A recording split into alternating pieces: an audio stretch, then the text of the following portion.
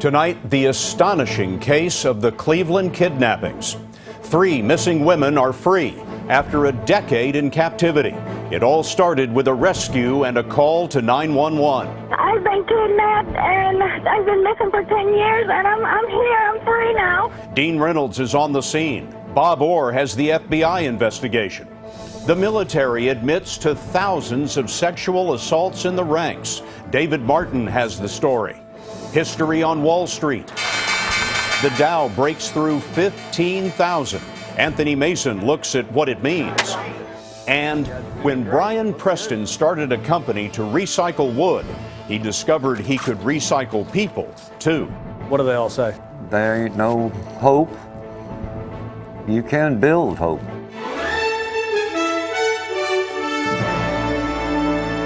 This is the CBS Evening News with Scott Pelley. Good evening. When the news broke in Cleveland, it was as if the entire country came in at the incredible ending of a movie that no one knew was playing. We have spent this day trying to fill in the details of a story that began a decade ago when 2 teenagers and a 20-year-old woman vanished without a trace. It all ended last night with their dramatic rescue, and Dean Reynolds is in Cleveland. Late today, FBI evidence teams removed vehicles as well as bags and boxes of items from the rundown house where the nightmare ended with this cry for help. Cleveland 911, you need... Hello, please. Help me, I'm Amanda Berry. You need police, fire, or ambulance. I need police. Okay, and what's going on there? I've been kidnapped and I've been missing for 10 years and I'm here, I'm free now. Berry vanished in 2003, just a day before her 17th birthday, as she was walking home from her job at Burger King. Gina DeJesus went missing a year later on her way home from school at the age of 14.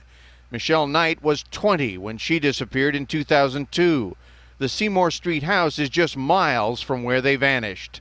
It was neighbor Charles Ramsey who first saw Berry screaming for help as she struggled to get out the front door. We had to kick open the bottom. Luckily on that door was aluminum, it was cheap. And she climbed out with her daughter. She went to my house, we called 911. Talk to the police when they get there. Okay, I'm gonna wait right now. We're going to send them as soon as we get a car open. No, I need them now before we get back. All right, we're sending them, okay? Police believe that was a reference to the homeowner Ariel Castro, 52, a former school bus driver who was arrested along with his 2 brothers, O'Neill, 50, and Pedro, 54. Police found the 2 other missing women inside the house. Sandra Ruiz is the aunt of Gina DeJesus. Those women are so strong. What we do out here, what we've done in 10 years is nothing compared to what those women have done together to survive. Neighbors said Ariel Castro had become increasingly reclusive of late. More than one recalled seeing women in the windows of his house and even in the backyard on occasion. Police went to the house once in 2004 but did not go inside. Israel Lugo lives 3 doors from Castro. You think you know your neighbor, but you don't know your neighbor. It could be the best person or a monster. The women were reunited with relatives at a hospital. This photo, taken by the Berry family, shows Amanda with her sister. Outside the DeJesus home, banners heralded the news. How'd she look? Good. She was happy. Spirits were high. Robert Osario is a cousin of Gina DeJesus and an acquaintance of the suspect, Ariel Castro. Did you have suspicions? No. I've known him for over 20 years, and we never suspected anyone like that would do something like this. Now, the women have been moved to an undisclosed location to spend some time with their families and try to recover from their ordeal. And Scott, we've learned that for some time of their captivity, at least, they were held in restraints. And as for the suspects, the Castro brothers, they are going to be charged tomorrow. And we'll come back to you there tomorrow, Dean. Thank you very much. Our justice correspondent, Bob Orr, has been talking to his sources today. And Bob, what are the priorities for the FBI now? Well, Scott, right now the FBI is still processing the home where the 3 women were held, and they're also searching the residences and the cars used by the 3 suspects. the Castro brothers. Investigators say they also might look for evidence in workplaces and storage facilities. Now, at the same time, some specially trained interviewers are talking with the 3 women victims to find out how they were abducted and the conditions of their captivity, and also to find out if anybody else was involved.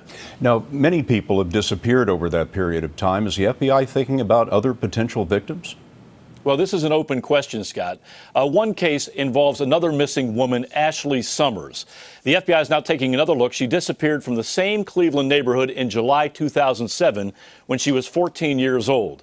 In 2009, it's interesting, the FBI issued an appeal for information regarding 3 missing women, Summers, and 2 of those who were found yesterday, Amanda Berry and Gina DeJesus. But we have to say it's not known if Summers had any connection at all to the others. You know, Bob, I'm curious, how often is a victim of kidnapping recovered successfully like this? You know, Scott, we were surprised to find out that it happens more often than we might think. The FBI says it opens about 80 cases a year of what they call non-ransom abductions of children. And get this, in nearly half of those investigations, 38 times a year, the children are recovered alive, Scott. Bob, thanks very much.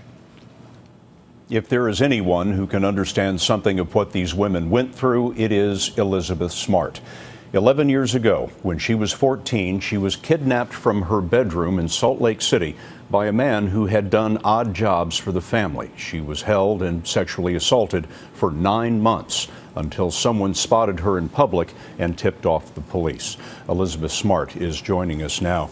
Ms. Smart, thank you for joining us. When you heard the news of these women being freed today, what did you think? I am just so happy. I am overjoyed. And I think that just goes to show that everyday people, the general public, are the people who are going to make the biggest difference. It was because of the bravery and the heroism of that one man that ended up saving those 3 girls, because he was willing to listen, he was willing to act, he was willing to help. So I think it's just wonderful. Now, you were very young, 14 years old, when you were taken. Why were you not able to escape over those 9 months? What was the thought process like for a young woman like yourself? Well, it's difficult to explain because, once again, I could explain to you every single detail of what happened, but for me, I was constantly threatened. And for these women, I can't even begin to speculate what they were going through, what threats were made to them, what was happening. And so, I mean, that's a very difficult question to answer. What were the threats that you were living under at that time? Threats on my family, threats on my life. Those are the 2 biggest threats I lived under, yes. And of course, those had a tremendous hold on you at the age of 14. You didn't feel like you had options. Of course. Of course, my family was everything. They still are everything to me. Elizabeth Smart joining us from Park City, Utah. Thank you. Elizabeth Smart's abductor, Brian Mitchell, is serving life in prison. His wife, Wanda Barzy, is serving 15 years. There's late-breaking news tonight in Colorado. The man accused of killing 12 people and injuring 70 others in that Aurora movie theater massacre is planning an insanity defense. And Rick Salinger of our CBS station KCNC has the details on this. Rick? Scott, this document was filed in court this afternoon by the attorneys for James Holmes. It says on Monday he will change his plea from not guilty, which was entered by the judge, to not guilty by reason of insanity. If accepted, the judge will then order a psychiatric examination by the state hospital. At issue is whether Holmes was insane at the time of the shootings. In other words, did he have a mental disease or defect that made him incapable of knowing right from wrong? The burden of proof here in Colorado is on the prosecution to show that he was sane at the time. But the attorneys for Holmes obviously feel this is their best bet to avoid the death penalty. Scott? Rick Salinger of KCNC. Rick, thanks very much.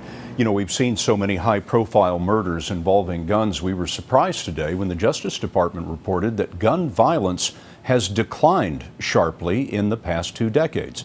In 1993, there were more than 18,000 homicides involving firearms. In 2011, there were just over 11,000. That is a drop of 39%. At the end of a sordid several months, the Pentagon said today that sexual assault in the ranks is rising rapidly. That shouldn't come as a surprise. Just last spring, trials began for 33 instructors at one air base, instructors accused of assaulting 63 recruits. The president was asked about the issue today, and he seemed to have run out of patience. If we find out somebody's engaging in this stuff, they got to be held accountable.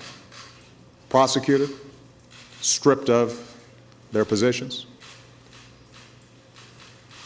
court-martialed, fired, dishonorably discharged, period. The Pentagon report that came out today says the incidence of sexual assault against women in the military is just over 6%. Our research department found today that the incidence in the general population is 2%. Yesterday, we told you that the head of the Air Force sexual assault program was himself arrested on sexual battery charges, and that is where David Martin begins tonight. Overnight, Lieutenant Colonel Jeff Krasinski has become the poster boy for sexual assault in the military. Congresswoman Jackie Speer pointed to his mugshot as the face that should launch real change in dealing with a long festering problem. It's an indictment of everything we have done on this issue. And Congress is as culpable as the military in not addressing it, because we've known about this issue for 25 years. Krasinski has not been convicted of anything yet, but the man who headed the Air Force Office for Prevention of Sexual Assault stands accused of that very crime for allegedly groping a woman. His arrest hung over Defense Secretary Hagel as he outlined an 8-point plan to combat sexual assault. We're all outraged and disgusted over these very troubling allegations.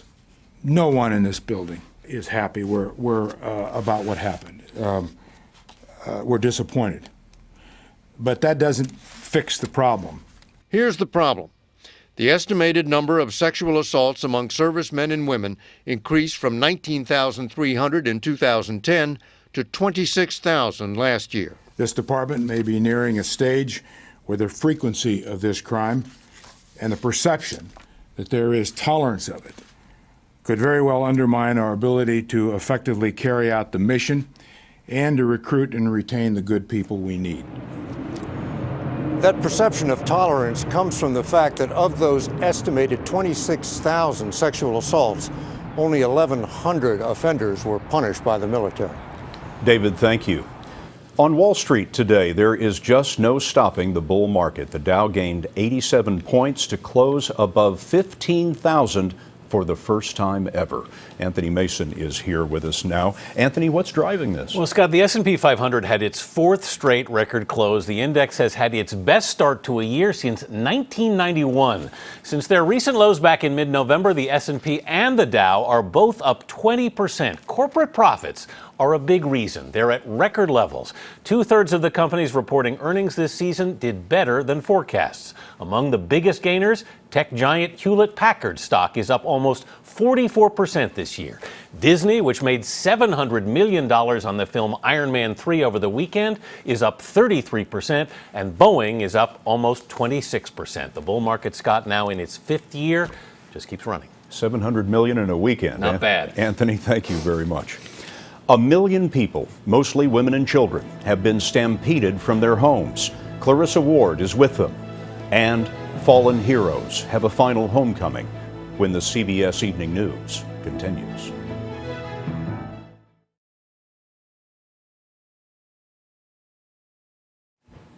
President Obama said today there are no easy answers to resolving Syria's civil war. The U.S., he said, will not take further action unless it is absolutely sure that the Assad dictatorship has used chemical weapons against its people. Syrians rose up against the dictatorship more than 2 years ago. 80,000 have been killed, and 1 million have become refugees. That's a crisis in neighboring countries, including Jordan, where Clarissa Ward is tonight. This is the fastest growing city in Jordan. Dusty and impoverished, this city is actually a refugee camp.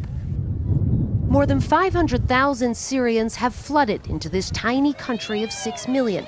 That's the equivalent of 26 million refugees arriving in the U.S., the entire population of Texas.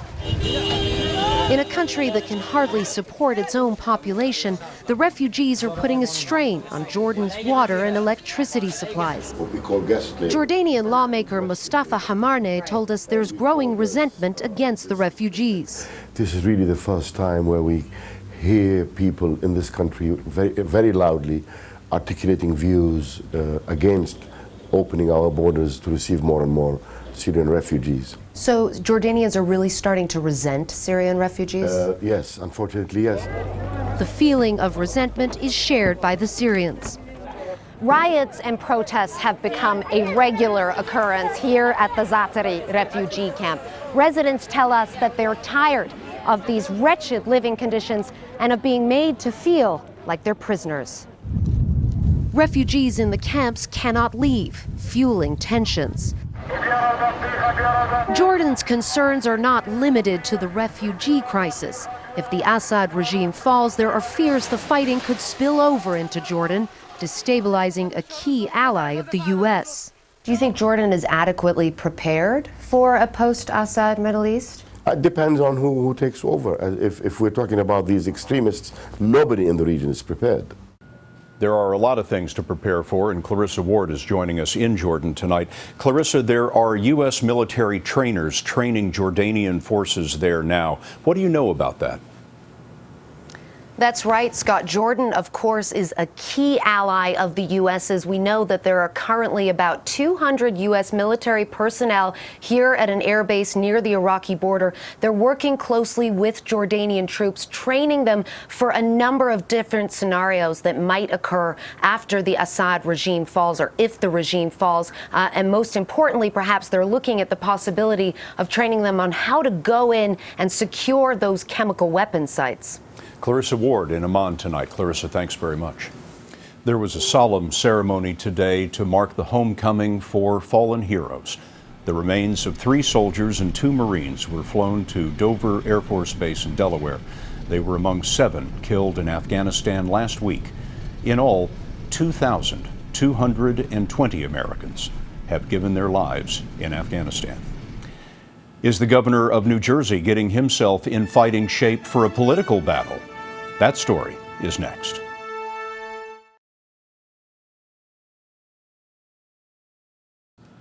Republican Governor Chris Christie of New Jersey has been battling obesity for years, and today he revealed that he secretly had surgery in February to help him lose weight.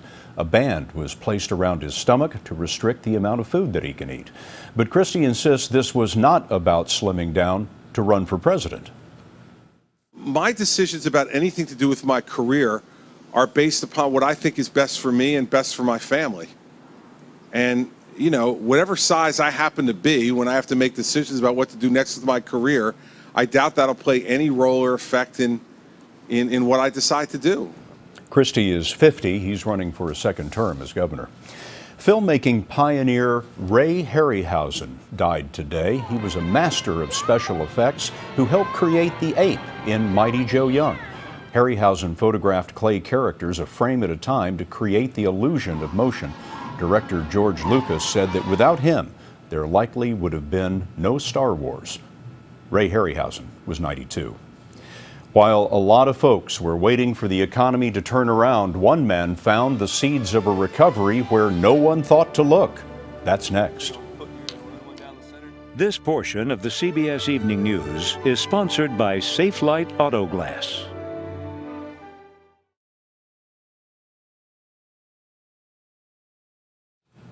Our final story tonight is a testament to good old-fashioned American ingenuity. It is alive and well. When the Great Recession put Brian Preston out of business, he got to work building a recovery of his own. Here's Mark Strassman.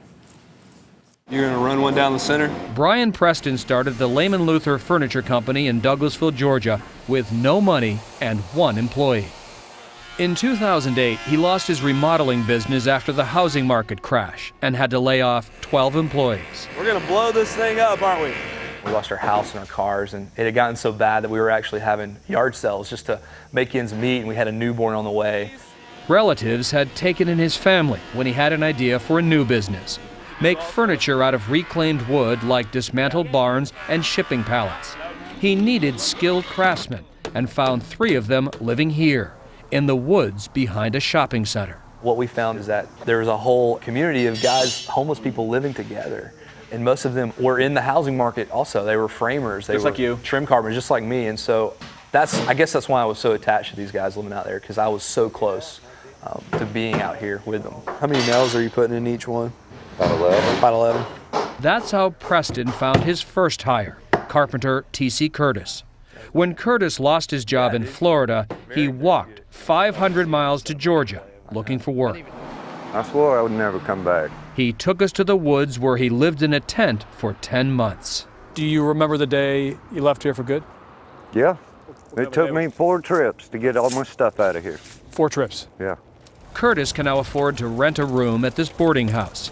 He has also opened his first checking account in 15 years. If you run into people just like you before, yes. What do they all say? There ain't no hope. I said, you can build hope. TC just needed some tools. And TC just needed a chance. It's just amazing what a job could do for somebody like that. I completely took it for granted. Okay, pick it up. The company is on pace to do $500,000 in sales this year, using reclaimed wood to rebuild lives. Mark Strassman, CBS News, Douglasville, Georgia. Tools and a chance. That's the CBS Evening News for tonight. For all of us at CBS News all around the world, good night.